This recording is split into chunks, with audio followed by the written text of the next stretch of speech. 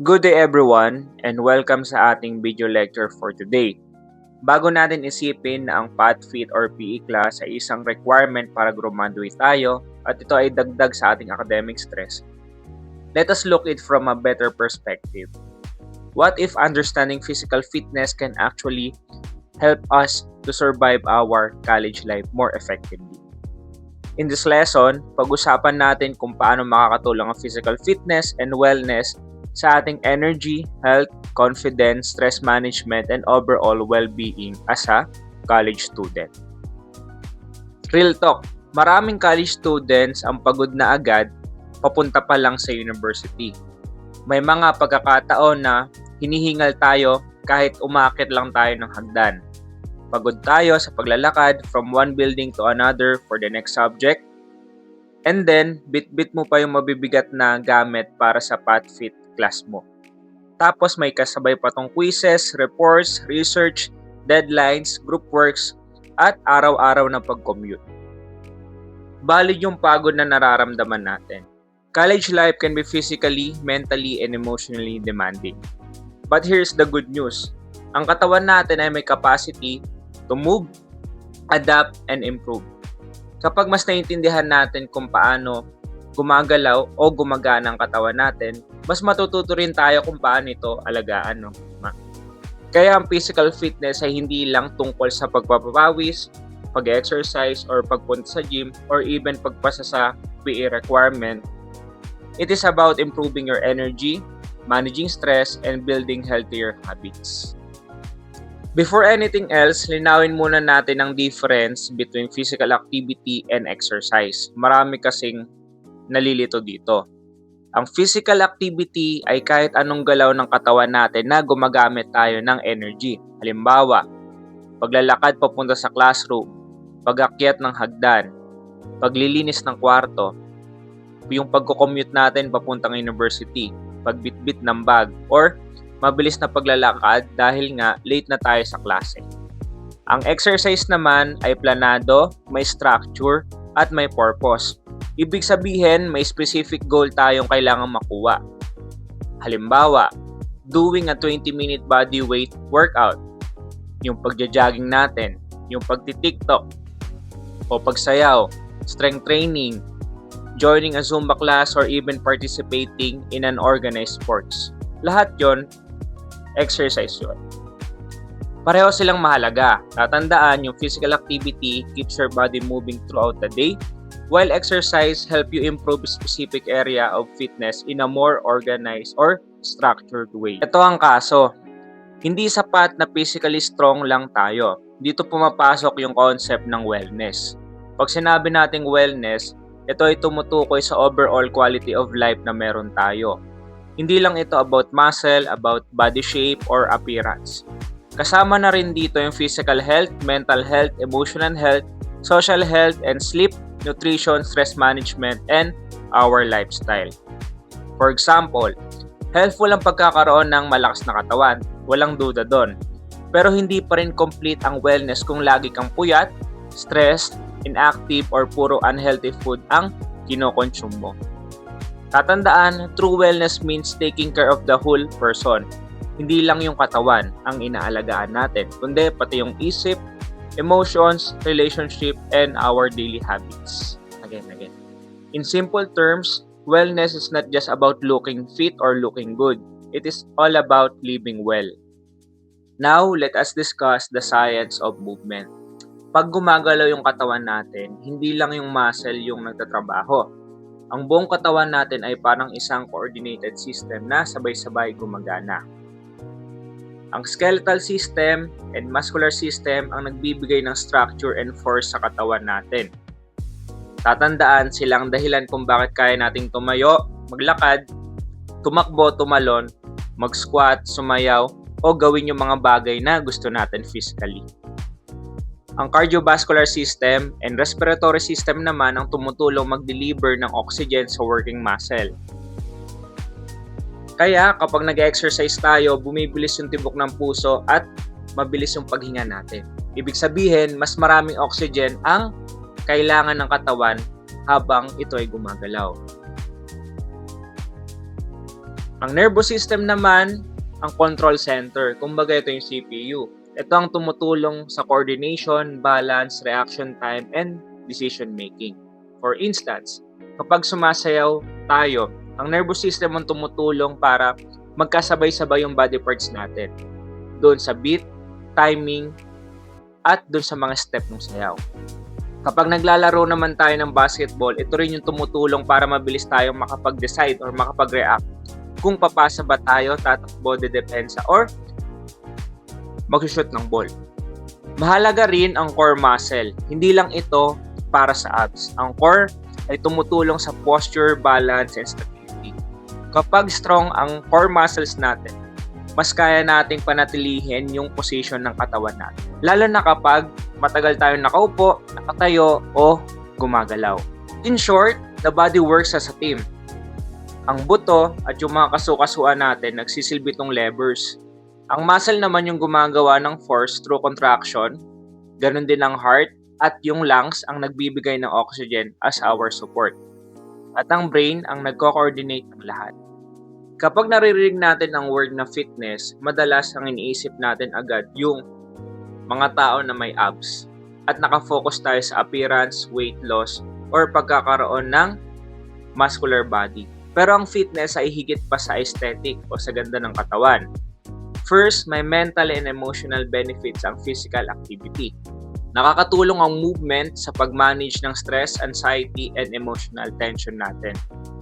Kapag gumagalaw tayo, mas nagiging alert ang katawan, mas gumagaan ang mood natin, at mas nababawasan yung feeling of being overwhelmed. Second, may academic benefits din ito.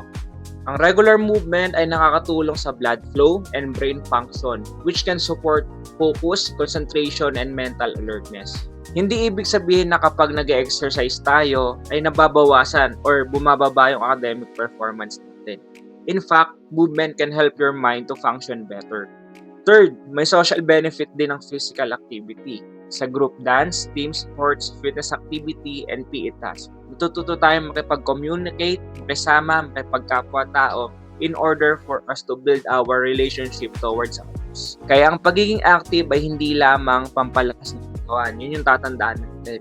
It also helps develop confidence, discipline, teamwork, and even resilience.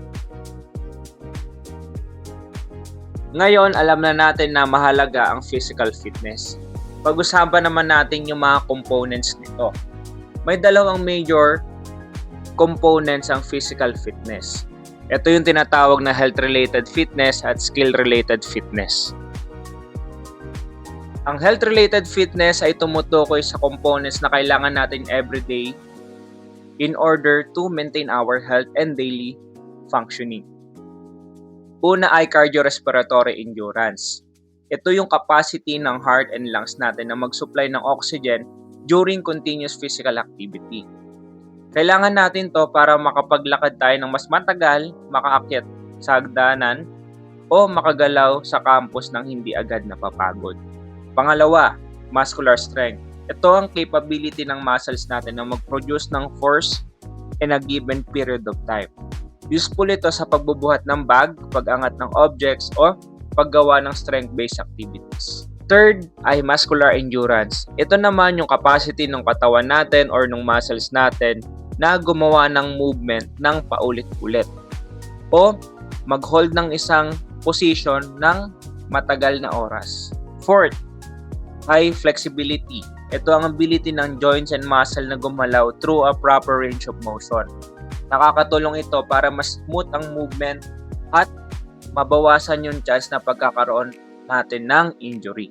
Yung panglima ay body composition. Ito ay tumutukoy sa proportion ng fat mass and lean body mass sa katawan natin. Hindi ito simpleng usapin kung ikaw ay payat o mataba. Mas mahalaga ang healthy and functional body. Samantala, ang skill-related ay mas connected sa movement performance. Ito yung mga fitness component na kailangang may mataas na level ang mga atleta para mas magaling sila sa kanilang sports. Kasama rito ang agility or ability to change direction quickly.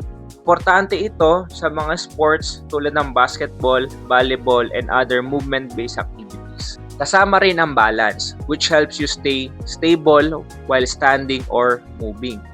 May dalawang uri ito, ang dynamic balance at ang static balance. Ang static balance, ito yung balanse ng katawan natin habang meron tayong ginagawang position at hindi tayo gumagalaw.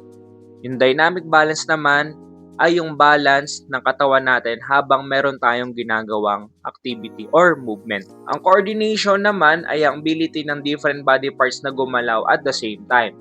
Ang best example nito ay yung pagsasayaw natin sa TikTok, na kung saan kailangan natin mag-perform ng steps in different body parts at the same time. Next, ang reaction time. Ito naman yung component na nagsasabi kung gaano tayo kabilis mag-react sa isang stimulus, tulad ng bola, signal, or movement ng kalaban.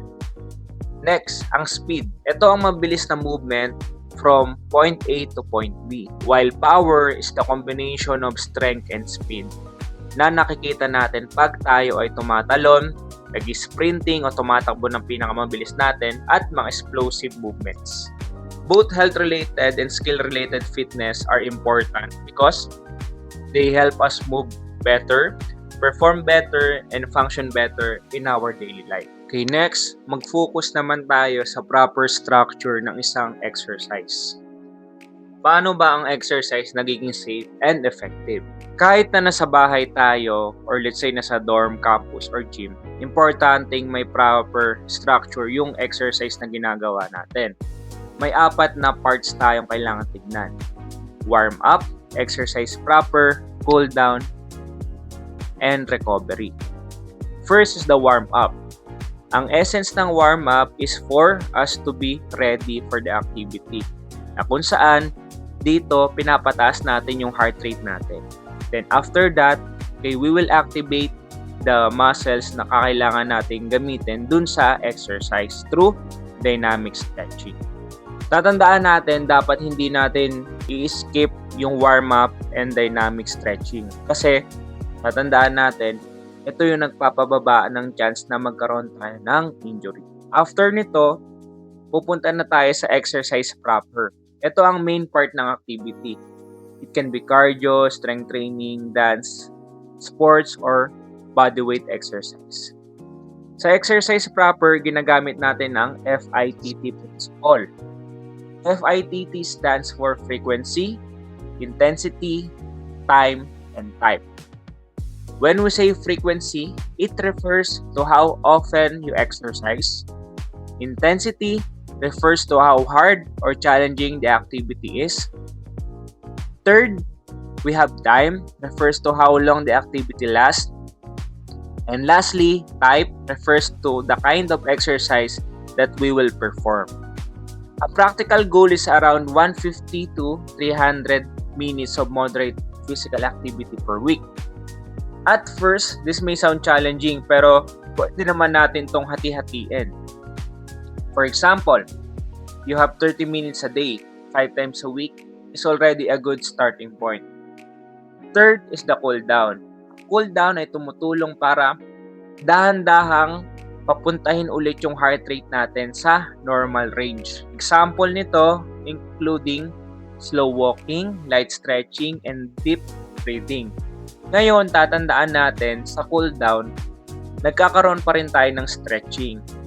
Kaso nga lang, ang tawag sa stretching na to ay static stretching, na kung saan kailangan nating i-stretch for a long period of time yung muscles natin. Tatandaan natin, ang recovery day or ang rest day ay kailangan natin. Kasi during these days, dito nagkakaroon ng development yung katawan natin. While during the training day, doon nagkakaroon ng microscopic tear yung mga muscles natin. So, ibig sabihin, kung wala tayong rest day or wala tayong recovery day, ang nangyayari lang sa muscle natin, nasisira lang siya ng nasisira at wala siyang time para mag-develop. Pag walang rest day or walang recovery day, lumalapit tayo sa chance na magkaroon tayo ng injury. Dito, meron naman tayong simple weekly routine example. Tatandaan natin, hindi kailangan na expensive gym membership para maging physically active. Oo, mas better yon dahil nga may mga proper equipment. Pero tatandaan din natin, pwede tayong magsimula sa simple at realistic routine. For example, Monday, we can do 30 minutes of brisk walking or yung mabilis na paglalakad.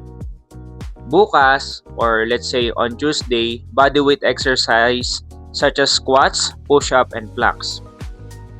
On Wednesday naman, light stretching or dance practice. Thursday, we have jogging, cycling, or another cardio activity. It depends dun sa capacity ninyo. Okay, Friday, we have strength and endurance exercises. You can do bodyweight exercises here. Okay, on Saturday, you have recreational sports, dance, or active leisure. Yung simpleng paggagala natin sa mga SM, it can be classified as active leisure. Tatandaan natin yon. And Sunday, syempre, importante na magkaroon tayo ng rest and recovery. Okay, for the development of our body. Tatandaan, the goal is not to be perfect. The goal is to be consistent in terms of doing your workouts.